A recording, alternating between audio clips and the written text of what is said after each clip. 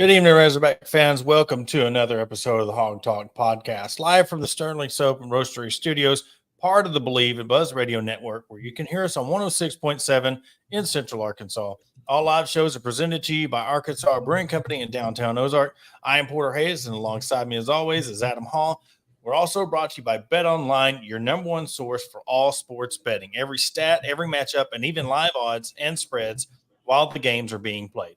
When the game's over, head on over to the online casino and get on the game of blackjack, poker, or unwind with one of our 150 slot games. Head to the website today, get in on the action, use the promo code BLEAV for your 50% welcome bonus on your first deposit. Bet online where the game starts, and tonight ends the collegiate season, as you would put it. Finals of the College World Series is tonight, game 3. It is 1-0 Tennessee right now, top of the second. And I know when we're talking about who do we want to win, and we touched on it on a Monday show, it was just one of them deals that it was hard to pick who you wanted to win, because both fan bases, both teams, you don't want to see win their first before Arkansas. But we gave our insight, and after that first game, Texas A&M took a commanding 1-0 lead in that series, and then Tennessee bounced back. I hate to say it as much as it's hard to choose, but I'm really hoping Tennessee does end up holding on to this lead and winning it, because I'd much rather deal with Tennessee fan base for a year than A&M fan base. Yeah, I think we've been we're accustomed to what Tennessee fans bring to the table. It's one of those things that up or down, year round, their fans are always going, positive and negative. So it's one of those things. I guess I'm more used to it than I am A&M fans. So it's something that let Vitello go ahead and get one out of the way, figure out what they're going to do, because we're still looking at the chess match later on what's going to be done with Tennessee upgrades to the stadium if they win it, et cetera. So it's I think a little bit more interesting if Tennessee wins it. Yeah, and more deserving. Look, I mean, that's the way I see it. If you don't like both programs, which then you go to that underlier. Which one of the programs deserves it the most? And look, as much as we want to hate everything, you got to respect them. And I really, when we touched on the whole pop fly deal, and everything with the what ifs, and would we have the conversation about Tennessee or Arkansas when it comes to being that standard if they would have won a national championship? I just wonder that one instance between Dave Van Horn and Vitello, if that would have never happened, would the Razorback fans have more respect for that program? I know that there was jawing going back and forth between the players and, the bat flips and all that stuff. But I just wonder how much of that is based on that argument. And when they thought there was beef in between the two coaches, that kind of escalated into what now is that rivalry between Tennessee and Arkansas. Well, I think that definitely added to it.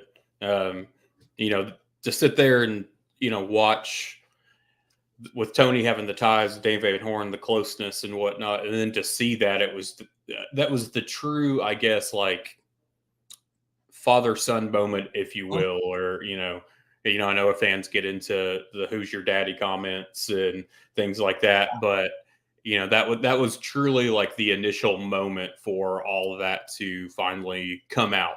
And of course, everybody has taken it and ran with it. So I think that definitely added to what Arkansas fans thought of Vitello, and still think, because we still see the replays or the memes or the pictures of it year in and year out. So, and I'm sure it's one of those things too, that flip side, we'll see it on the Tennessee side of things. They're going to start. We very well may see memes coming back, now that if they do end up winning, the table's turned a little bit. Oh, big time. I mean, it flips. I mean, you can't sit there and say that, Dave Van Horn is Vitello's daddy when Vitello has a natty. You can't be natty if you got the daddy if you got the natty. I mean, it's just, that's where It is, and I think again, I'd much rather eat crow with a respectful program other than the whole A&M program getting to sit there and gloat. And again, the cheerleaders.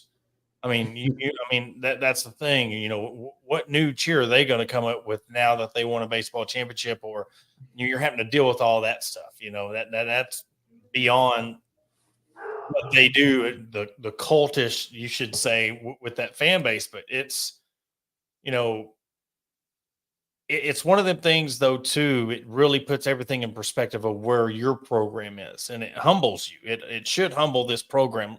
And we talked about flipping the switch. I think either one of these teams, I mean, they're getting there first. This would be the third one, I believe.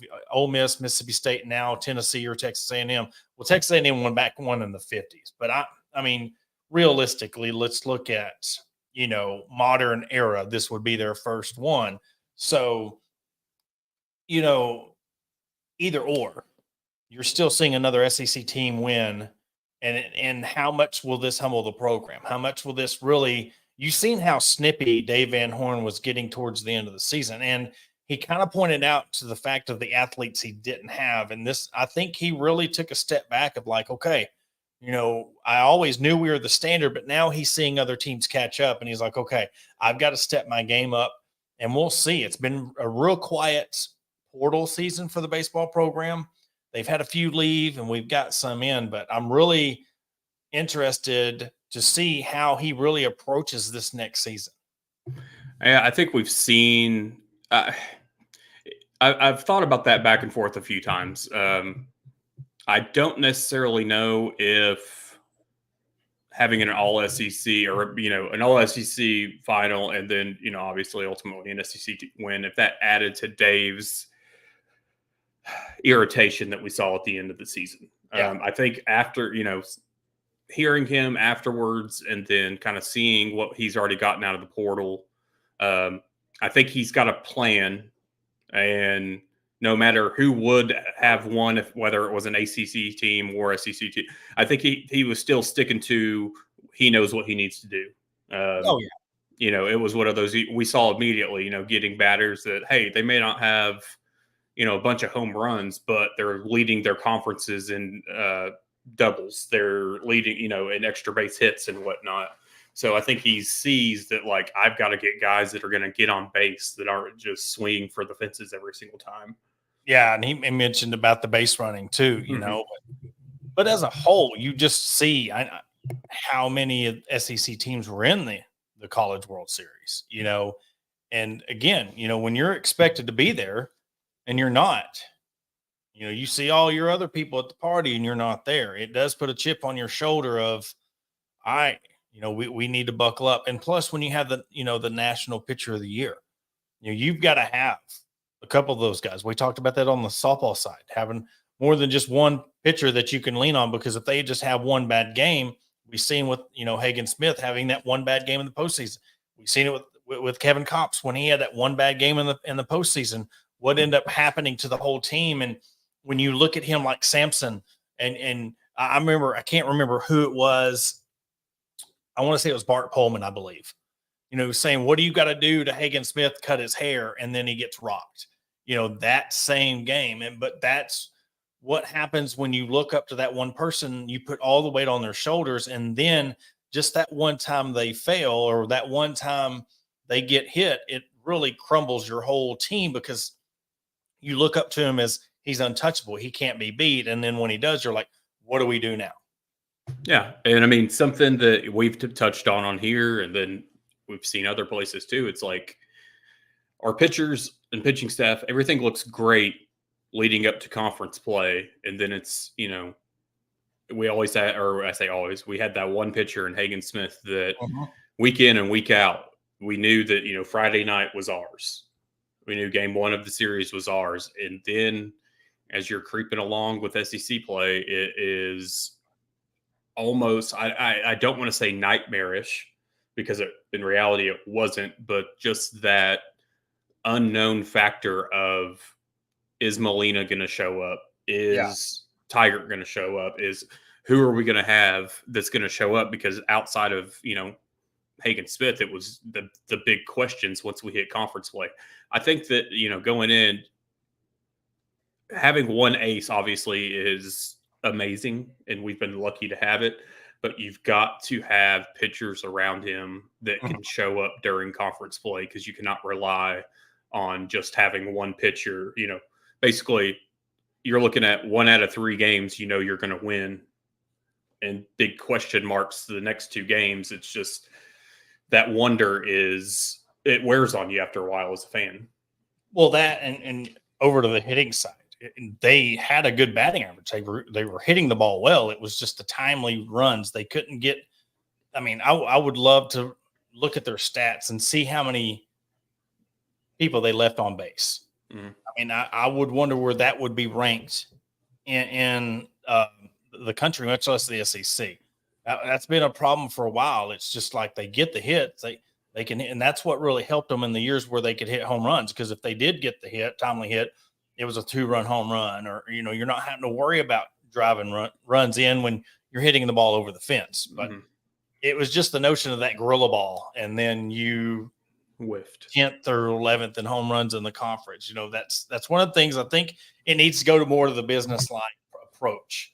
All right, let's take a step back. Let's have the business. Yes, let's go out and have fun, but be business like, and then carry it, because we've seen this so many times. You go into SEC play, you get a favorable schedule at the beginning, and then you see the end of the schedule is really bottom heavy, and you struggle. One, you've played a grueling SEC season on top of midweek games. I mean, is that a thing? I mean, do you take out some of those midweek games at the tail end of the season and make sure that some of your guys are fresh? I mean, until you have that depth where you can go 4 or 5 deep and count on them, and not count on one guy, because you've seen what happened with the pitching woes, and then having to bring in somebody else, and you changing up rotations even to the very end.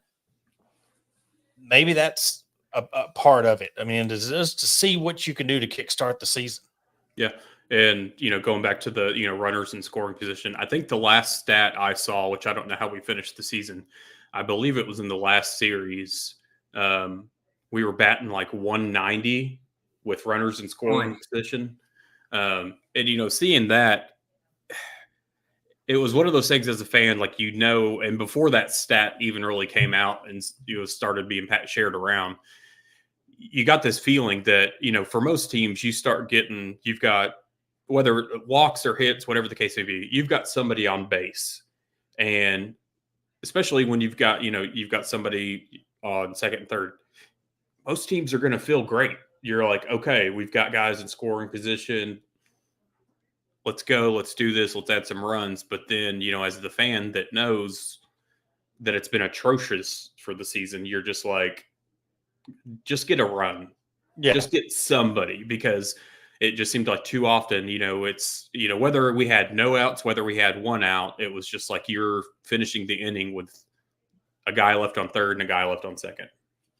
Yeah. And plus, just, and again, depth. I mean, when you are dealing with what we said is the top program in the SEC, as in facilities and recruiting and coaching, I mean, getting a lot of these guys to come in and buy in and develop, but it's hard when you've got, the high school kids that you can get, they could go pro, and then you're dealing with NIL, then you're dealing with, the transfer portal, and then you're trying to bring guys in who you see them coming from another conference, and they might do well in that conference, or if they're a mid-major and you've developed mid-majors before, but it don't always pan out. And that's the gamble of getting them in your lineup and seeing what they can do.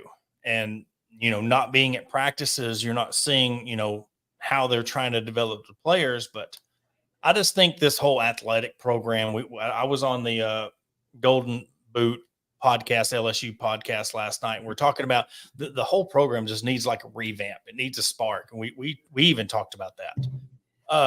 Because it just seems like the last couple of years has just been on a downward trend, especially with the football team and the baseball program. Basketball program had the Sweet 16, and now we've seen, not even making the tournament. So you got to get back to that time. And of course, with bringing in Bobby Petrino and bringing in Cal, now it's left on the OG Dave Van Horn to, again, maybe does he need to flip a switch? Does he need to be like, okay, I'm ready. I want to end this thing. I want to end my ride here at Arkansas with a national championship. I know what we have coming in. I trust my coaches. I trust my guys.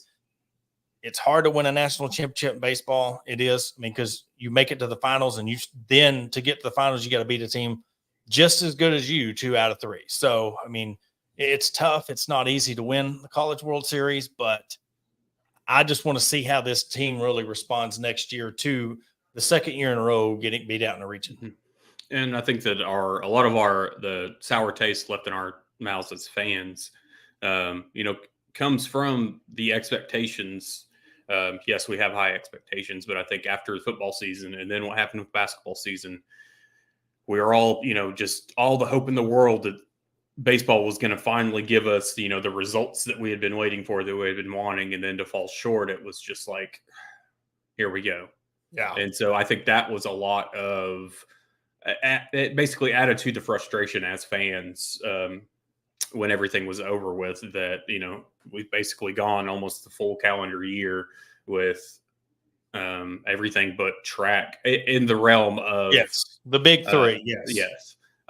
Because, volleyball's doing their thing, soccer's doing their thing, track, is doing what they're supposed to do. So it was just one of those, out of the big 3, you had hopes for, postseason in basketball. You had hopes for a national title in baseball, and to not come close, it was just, it's tough. And, talking about the portal, we've seen other programs. We've seen, Arkansas football program bring in a 3-star, or get a 3-star and from Warren. And look, there's a lot of nostalgia when it comes to a Warren wide receiver. Everybody in the state knows. And we kind of discussed about that, and there's a lot of people, talking about 3 stars, this and that. And look, you want to get 4 stars, you want to get 5 stars, but when you're 4 and 8, I mean, you're going to get what you can get. And right now, that's what you can get is 3 stars. You got to hope to develop them. And you pointed out, and I'll let you explain, that the one right here, it could be just like the Razorback football season. It can work out really, really good, or it can work out really, really bad with this receiver out of Warren. So, I'm not going to say the forefront. I've been very vocal, especially recently with our recruiting class in football. Arkansas is, sitting into the high 30s, 40 range. We shouldn't be content with that. We shouldn't be happy about that. You have got to be, in the top 20 at minimum nationally. But then again, even being in the top 20, you're still going to possibly be at the bottom of the SEC. Yeah. Just the fact of life. So, like everybody says, especially, winning cures all, we get that. But something with this, I think Antonio Jordan's his name, 6'6", 230 is what he's listed at, wide receiver out of Warren. He's only listed at a 3-star. And I'll credit Otis Kirk for bringing this point up on X that I saw yesterday. This kid has no huddle, which, for those that don't know, huddle is a service that players essentially have profiles. They upload game film, get their name out there. Coaches can go in and view it from other schools. The kid has no social media presence. He has not, from what my understanding is, he's not been to any out-of-state camps. The thing that caught my eye, so I see this initial commitment and I go look, and I'm like, there's only 4 schools that even had any interest in this kid, and all 4 offered him. And so then you look at the list, and I'm like, Tennessee, Florida State, Arkansas, and I think the other was like Mississippi State or South Carolina. I forget which of the 2. And I'm sitting here like, these aren't little schools. Yeah. These are bigger schools. And I was like, it was just weird that I wasn't seeing, a 3-star 6'6" wide receiver. I was expecting to see, a bunch of smaller schools with offers out to him, and there were none. There was no interest. And all I can hope for, and come up with, and this is not trying to pump up anything, is that this is a kid that people don't know about, that schools don't know about. This is truly potentially a diamond in the rough, and we know how Warren wide receivers do. And so, it's one of those things. By all means, all you other schools, stay away. It's one of those. Yeah. Let's keep it a secret. Mm-hmm. So keep things how they are. But I'm kind of leaning towards that. This is the reason why he doesn't have much interest or many offers, is because nobody knows about him. It got me thinking while we were talking, or while you were talking about that. Traylon Burks was a homebody. Mm-hmm. He got homesick.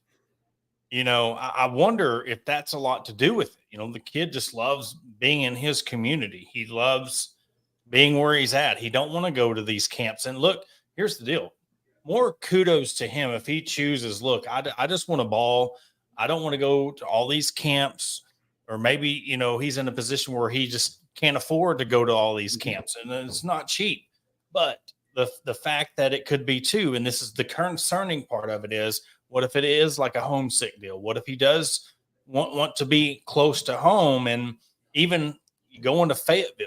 We've seen it happen to other players and other programs in football. They just get homesick. They want to be closer to home, and hopefully, this works out. But like I said to start it off, it could be one of the things where he could be a diamond in the rough, or you're taking a chance on the kid because the nostalgia of he is a Warren wide receiver. But I'm hoping for, the first part. I'm hoping it's one of them. He's a diamond in the rough. He's going to come in, and look, that's where that Warren pedigree comes in. You're going to get a kid that's going to ball out. He's going to work hard.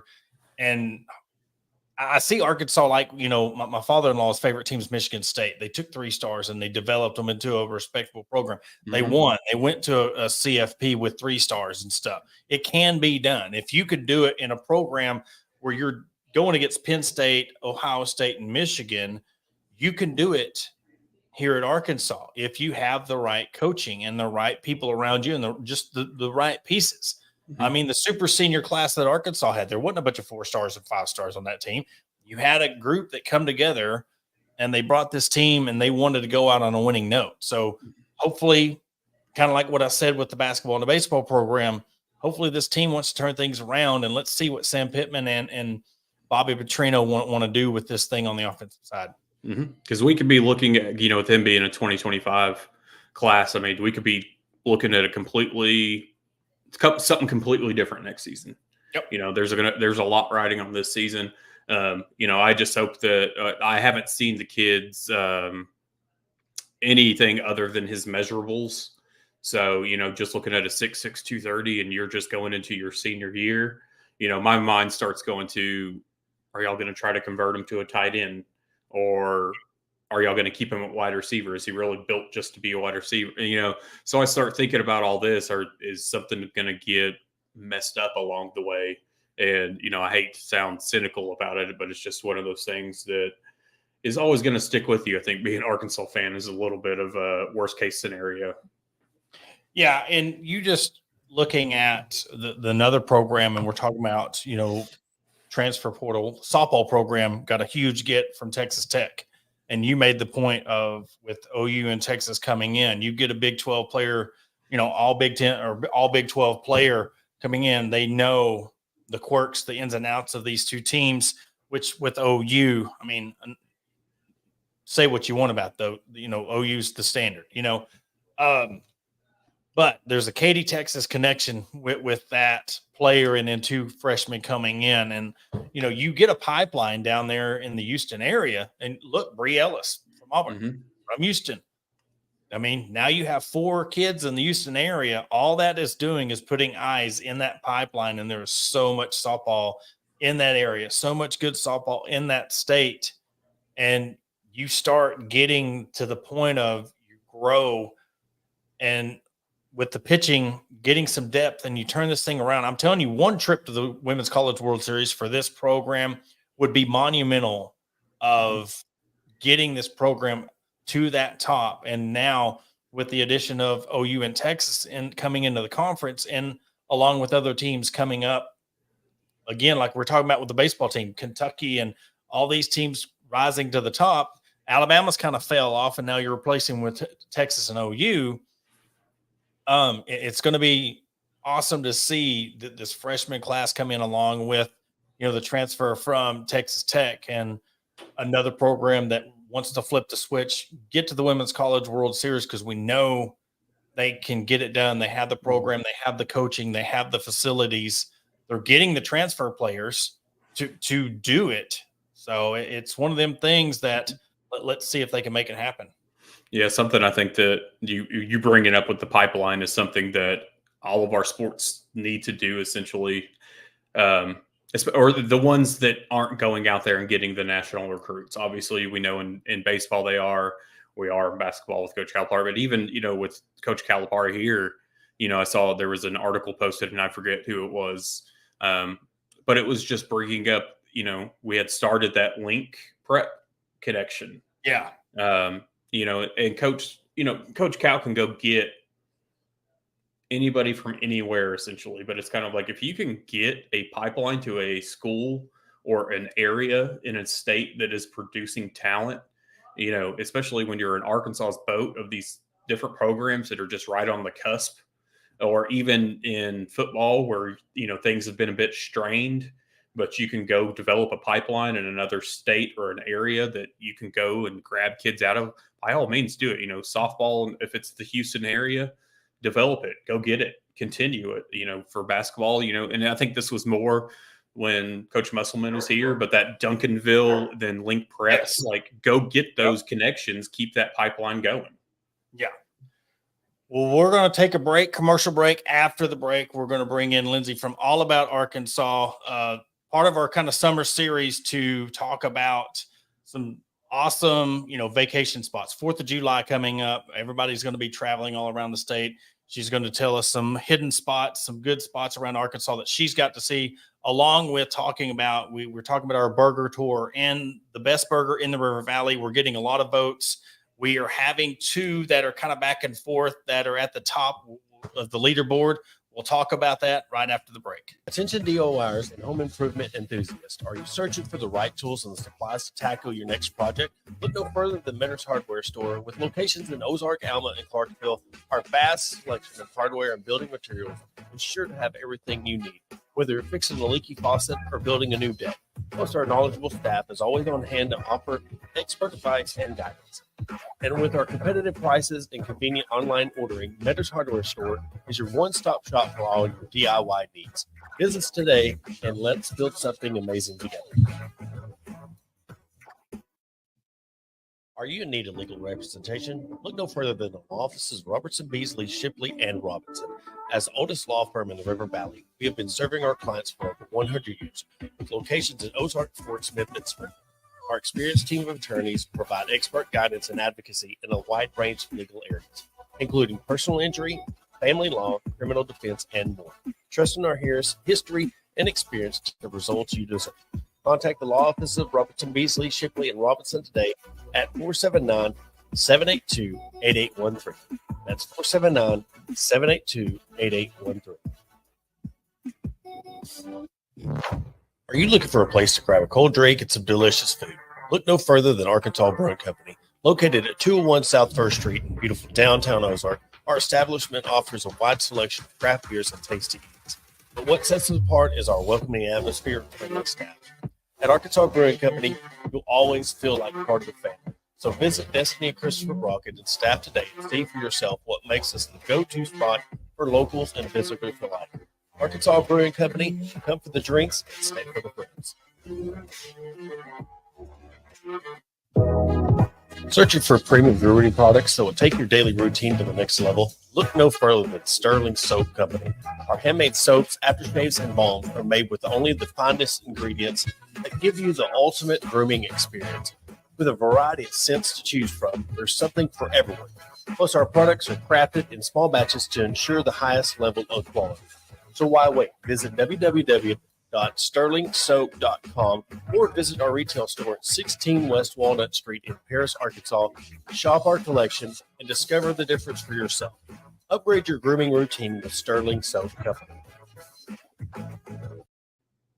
All right. Welcome back to the Hawg Talk podcast. And we present to you Lindsay from All About Arkansas. Been watching all of your stuff, your content, and what better way to have our summer series to have you on, trip going all over Arkansas and even extended to other states. But Appreciate you coming on. Hey, thanks for having me. I hope you can hear me. Yes, I can hear you just fine. No, me and lives do not get along. Well, you're all right. I want to begin from like your beginning. What got you interested in doing what you do, content creating and traveling all over the state, promoting all the areas? And I'm sure that has to be a pretty cool gig, getting to go to all these places in the great state of Arkansas. And, you know, and then when did you realize, okay, this could be a really cool gig? Well, it all started because I got angry. We were bored one summer. We lived near Little Rock, but not in Little Rock. And I was Googling things to do, you know, in the suburbs of Little Rock and everything, just in case I had missed something. I was pretty sure I'd seen it all around here, but just in case. And all the articles I was finding online were pulling up things like the Clinton Presidential Library, the Museum of Discovery, the Old State House Museum, all great things. None of those are in the suburbs, though. They're in Little Rock. And so the more I researched, you know, places like Cabot, Sherwood, Lone Oak, which is a bit of a reach, but still, I realized there just wasn't enough representation out there for, you know, all these smaller towns. You know, you get a lot of stuff for Little Rock, Jonesboro, Hot Springs, Eureka Springs, even. But then there's a lot of stuff in between that just wasn't being talked about enough or really at all. So that's when allaboutarkansas.com was born. I stayed up late all the time. I got up early because we homeschool our kids, and I'm a homemaker first. So, I mean, I would get up before them and I would stay up after them, and I was researching and I was writing, and that was a few years ago. So it's been a few years of doing that. It just, you know, when you started to gain the attention and you started seeing that people were really grasping a hold of what you're promoting, and then it just leads you to all over the state, you know, just talk about the point when you're like, okay, this could be something that this is fun. And then when you really started to branch out, now what is All About Arkansas to where you are now, and one of the most popular, you know, influencers in the state when it comes to promoting the state of Arkansas. Okay, so I had the website, and then I got kind of Facebook. I went in kind of kicking and screaming with that, because I remember Facebook when I was in college. Those were some of the good days. You had to have a university email to be on there. It was just really different back then. And then, you know, they opened it up to everybody, and it changed a lot. I got off of all social media for 10 years, and it wasn't my intent to do it again. But then as the website grew, I started realizing that there was space for me to branch out, and it was something that was needed online. So I started the Facebook page, and I didn't really do much with it, instead of sharing some of the articles I had written, until January of 2023. So from January of 2023, a year and a half later, here we are, almost 100,000 followers. But what I realized was, I wanted to make sure that anytime I share something or talk about something, it's in a way that people know how to get there, or what the history behind the place is, if it's a historical spot. So it's not, I never wanted it to be, look, here is me. This is what I look like camping. This is what I look like at this cool waterfall, but more of, here's how you can get there. So that's kind of how all that happened. And then it was sometime last summer when someone called me an influencer, and which was never the goal. And it's really not even a word that I particularly like, but it was given to me, and I understand the point behind it. You know, there are really cheesy influencers, and I hope I'm not one of those. But then there are influencers who really do influence you to get out there and hike or camp or, go to a museum. And that was my whole goal. When someone gave me that title, though, the first time they ever called me an influencer, I was like, oh my gosh, like definitely not my intent, but that's what it's kind of become. And so now, on my Facebook page, and then even I started doing YouTube. I started hitting that hard at the beginning of this year. New episode every morning, by the way. But that's growing too. And so many people are like, I've lived in Arkansas my whole life. I didn't know this was here. I didn't know that was there. I've never heard of this. And so that when I see stuff like that, I know I've done my job. When you're going to look for, say, your next place to go visit, go write about, do you plan what your family and you want to do around it? Or is it like y'all are going somewhere, so you're going to do something for All About Arkansas? Or is it you're going to take your family with you to do something for All About Arkansas? First off, we travel as a family everywhere. My husband and our 3 kids. So if it ever looks like I am alone, I'm not. We go, and like I said, we homeschool. So part of our travels is part of their school. So in the beginning, we traveled to all of the destinations that we wanted to see. Now, some of it does get planned around what I need or want photos of, which is fine because that just means that we diversify and we see a lot more. But usually the whole planning process for a trip starts with, where haven't we been yet? Let's find a city or a region. And then, it's a lot of research to start digging out what can we do there. Because when you drive 3 hours, 3.5 hours, you do not want to miss something, So I start asking my followers, what do I need to see here? And that's the best part about social media. When you have followers all over the state and you're like, I am going to Jonesboro, or I am going to camping at Carter Cove, what's around there? These people start coming out and they're like, oh, you have to do this. You have to do that. So long story, but that's how that happens. That's good. That's awesome. It's partly what we want to do, and it's partly what they get drug around to do. I was going to ask you that. Has there ever been where you've been led astray? Like, you took these suggestions, and of course, we're not going to make you name the name, but has there ever been a time where you've been led to this spot and you're like, God bless you, I understand, but it's like, where did y'all send me? Okay, there was one time, and it was not a place that I had found on my own. It was something that was set up for me to do. Someone wanted us to go to promote it, and it would look good. I do my research. I don't just show up. Yeah. When they're like, we want you to come do, I need to know, is it something that is going to be worthwhile for the people who are about to see this on my website or my YouTube channel or Facebook or whatever, and it looked good. I'm like, okay, I think this is something everybody would like. And I show up, the whole family, we all show up, and they act like they don't know who we are.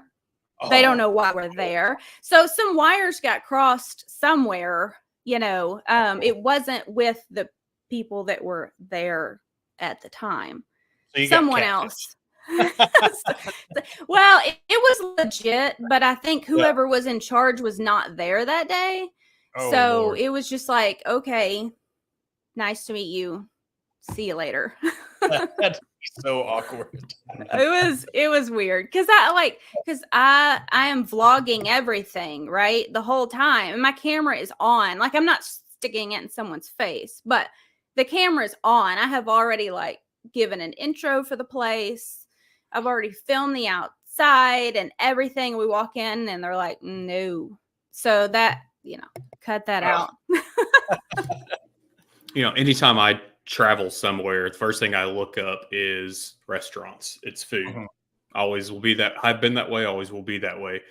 Does the adventure, or does the food and being, going to different restaurants, different spots, which do you enjoy more, or are they just similar on different levels?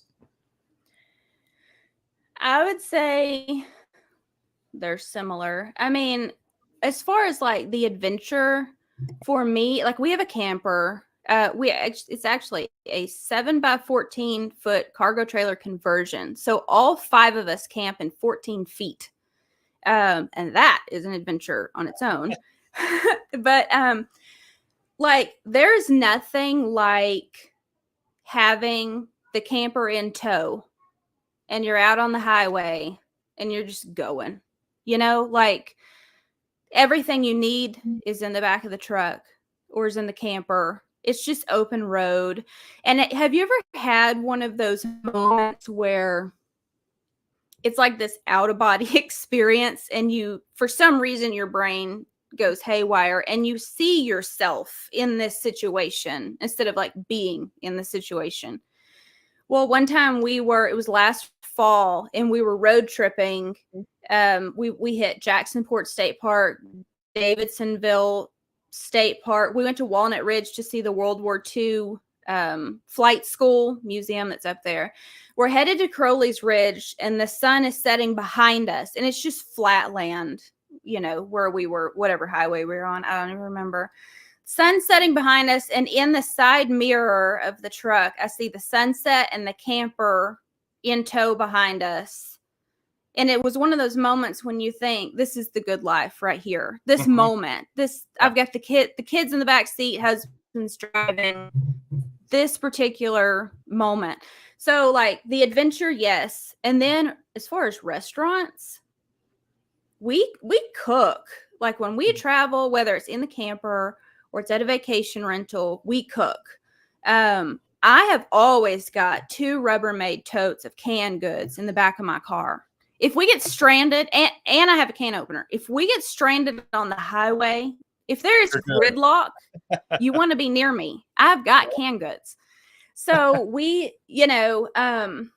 when there's an opportunity to collaborate like with a restaurant and feed our 3 hungry kids, that's good too. Yeah.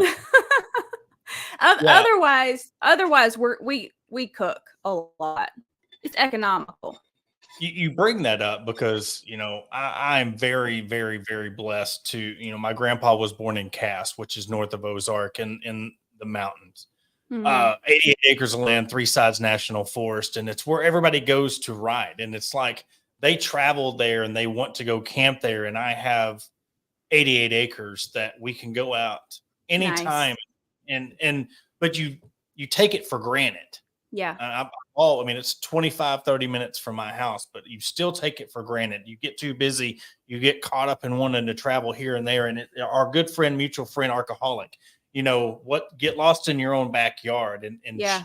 Her saying, and really talking with her, you take for granted what we have in the state. And yeah, I think seeing your post and seeing you promote it's awesome because even with me, I want to share the things that are in my area around Ozark and the north in the Ozarks and the Mulberry River and stuff. So yeah, you brought up a very good point of in today's world, you can get lost in everyday life and you're just like, you have those moments and it was just kind of the same situation. We were out there at my land and you're just like, people would pay millions of dollars to have this property and you have it right in your fingertips.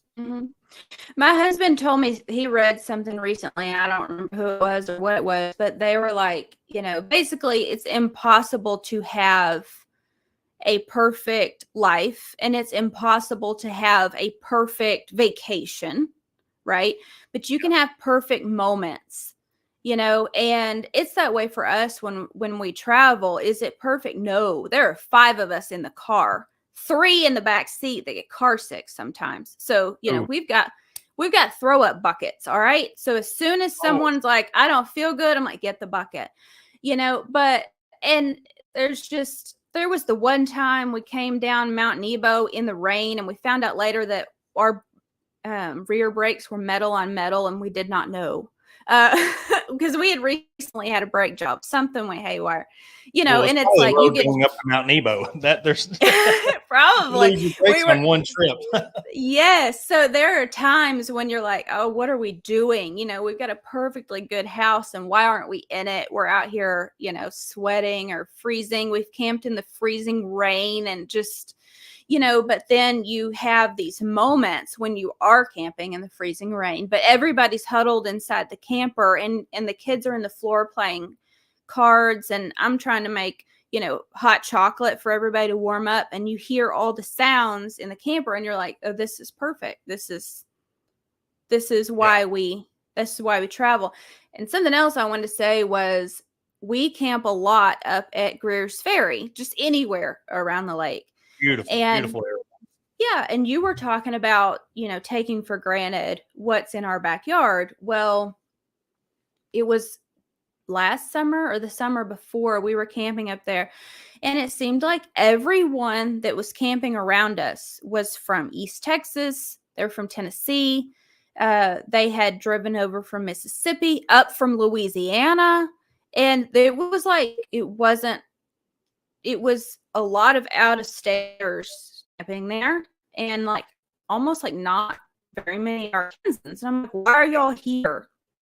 All I ever thought about was that Tennessee is beautiful, right? Everybody wants to go to Tennessee or Texas, and they're like, no, we don't have stuff like this on the west side of Tennessee. They're like, if you want to see something pretty, you have to go Nashville and beyond. And that's when I realized all of our people in our border states are coming here because Arkansas has so much they don't have. We really are blessed to have all. You step out your door and it's all there. So not to give away like too many upcoming plans, but do you have somewhere that you haven't been able to really like capture, write about, blog about yet in Arkansas that you may have coming up or in the future you see coming up? I get flack because people are like, you don't go south of Little Rock. Well, I do. I do. The difference is that I've only been doing this online for like a year and a half. So yes, I've been south of Little Rock a lot. Hot Springs doesn't really count. Everybody goes to Hot Springs. But beyond, I've done that a lot. It's just I haven't done it since we started traveling, for website and social media. So my goal, the end of this year, the beginning of next, is to hit, southern Arkansas, whether it's southeast, southwest, doesn't much matter, but go down there and see what I can kind of dig out, so that everybody will quit giving me flack for that. Hey, you said dig it out. You said dig it out. You gotta go to the crater. You gotta go to the diamond mines. I mean, there's your segue right there. You dig it out when it's not hot. Well, I've never done it. I've lived in Arkansas my whole life. I've never dug for diamond. I've dug for quartz, but not diamonds. But seeing that field in the summertime, I'm like, that's like a fall thing. Yeah. Oh yeah, definitely. So if you were to, we see your content. If you was to give I don't want to put you on the spot of top 3. I'll put top 5. Like, where is your top 5 places that you just love to travel? I like, if you could go there over and over again, where's your top 5 spots in Arkansas? The places we do go over and over again. Well, one is anywhere around Greer's Ferry Lake. I grew up on that lake, living in central Arkansas. That was just the easiest lake to get to. So we take our kids, we pack up the camper and we go for a week, sometimes 2 at a time, and sweat it out by the lake, float, So I would say any campground around the lake. And then, sometimes if we're not feeling like sweating all summer, then we'll do like a vacation rental somewhere. One of our favorites is called the Copper Cottage, and it's right in Heber, and it's like, it's just a little house not little. It's little, I guess, but it's like big on the inside. Air conditioning is cold. So you can, sleep good and then hit the lake again the next morning. But, besides Greer's Ferry, we discovered Mount Ida last summer. I don't know if you've ever been to Mount Ida, but it's like the people there, and we dug for quartz and we swam in Lake Washita, and we, got ice cream at Darriette, and they have a really cool museum, the Heritage House Museum. I don't know, that whole area just has this very welcoming feeling, and friendly and totally laid back. So that's 2. I need to get faster here. We had a ton of we had a ton of fun in Jasper recently. Everybody needs to go to Jasper. Oh, that drive into Jasper, when you're coming into Jasper, has to be one of the prettiest. Like if you're coming into a town in the state, I drove up there a few months back, and you go by the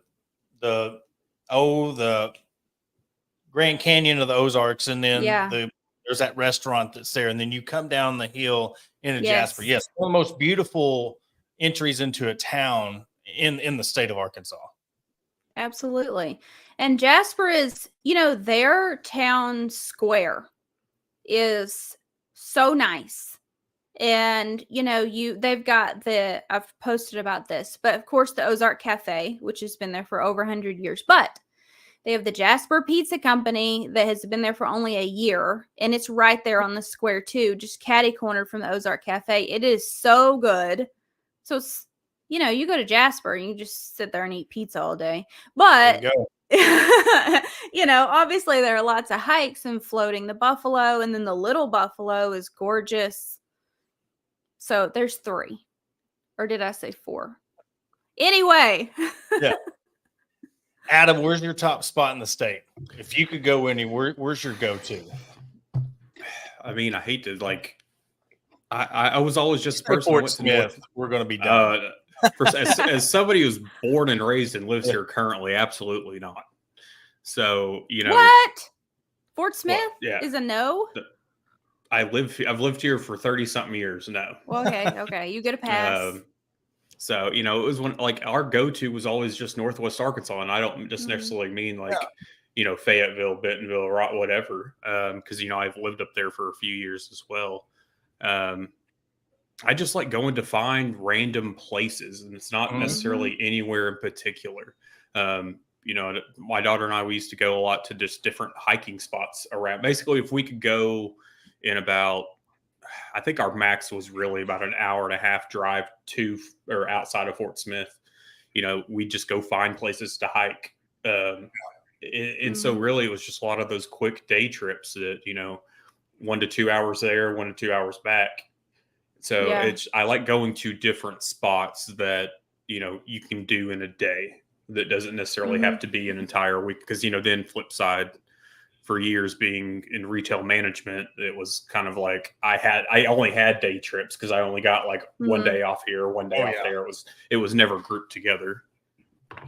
Yeah, I love, like you said, Eureka Springs and Hot Springs, but my go-to is Petit Jean because it's cool. One, they have a huge lake on top of the mountain.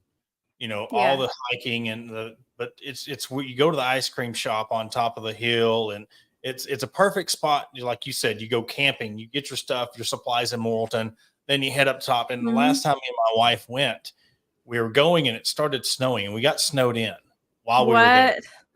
The coolest thing. It was so awesome because you've been to the lodge, you see over the valley, and it was all covered in snow, the whole valley. It was just, talk about surreal things to see. Wow. Yeah. It was really awesome. Yeah. Petit Jean is one of my favorite spots, in the state to travel there. And I see you post there quite a bit, but that's my go-to spot because you can have a little bit of everything, hiking, the bike trails, and, all the stuff. You can take the kids and everybody have a good blast. But we're going to wrap up the show. We talked about the River Valley, our burger tour. Adam gave his vote for the yellow umbrella in Fort Smith. That is his vote. My vote has been kind of in a category of its own that I can't fairly put in the conversation OARC General Store, Angry Hornet with fried egg. You know, it's just one of the things that I couldn't fairly judge it. So therefore, they're not disqualified, but I couldn't unbiasedly put them in the competition because I know that would be my favorite spot. But giving your vote, you've been around the River Valley. You know, where is your top place in the River Valley? We'll give the cutoff Morrilton-ish. Where's the best burger in the River Valley? Cut off Morrilton-ish. So Morrilton and West. Yes. Right? Well, it's in Fort Smith, actually. It's 5th Street Cafe's Fiesta Burger. Okay. And I ate it for breakfast. It was so good. I mean, I've eaten a lot of burgers. When we do collaborations and stuff with restaurants, burgers are always popular. They photograph well. Everybody wants to know where there's a good burger. Mm-hmm. I've had some good burgers. 5th Street Cafe's Fiesta Burger blew my mind. Maybe it was a good day. Hey. But yeah. Even that day, I was eating a Fiesta burger and drinking coffee at the same time. It was morning. We'd just drug ourselves all over Fort Smith, and even the coffee, I was like, "This is so good. What brand is this?" And they said Folgers. So I don't know, but definitely, if you haven't tried the Fiesta Burger at 5th Street Cafe, it is something to behold. Yeah, and we're having a tough time because you put it out there. There's actually 2 front runners going on right now. We're going to announce the winner here in about an hour because we have to tally the votes. But it's in between the Black Dog Meat Company in Boonville and Burger Forge in Van Buren, a food truck. That's where we're leaning towards. That's where we're getting the most of our votes from. Yellow Umbrella's in third and then there was George's. But there's a lot of places in Fort Smith. But those 2 are leading right now, so we might have to open up a tiebreaker vote with our listeners, with your listeners, with just those 2 because the votes are that close between the one in Boonville and the one in Van Buren. But if we get outside of the River Valley, though, I don't know if y'all have tried Polly's Burgers in Eureka Springs. No, I've not had a burger yet in Eureka Springs. There is this trail. And if you ever want, I call it the Burger Trail. Okay. You start at Crosses. They have a burger there called the Hoosh Burger. It's on Highway 16 in between Elkins and St. Paul. Okay. Then you cut down the Pig Trail. You go over to OARC. You have the OARC burger there. I don't know if you've ever been to the OARC General Store. I hate to say I have not. I don't know how it happened. Don't tell anybody. Here's the deal. Our audience that she's never been to OARC. We got to get you to OARC because I'm telling you. Here's the deal. There are 5 of us, okay? And we're either towing a camper or we're in a van. We're doing the best we can. It's a big state. There's so much to do, Well, listen. I can't believe you haven't been in here and there. I'm like, are you buying gas? I'll go, We definitely got to get you hooked up because I'm telling you, it's the coolest deal. And honestly, the history behind it, it's the oldest general store west of the Mississippi that is still in operation. That's amazing. Up Clarksville, north of Clarksville, up into OARC, or if you really want a good drive, you go up north of Ozark.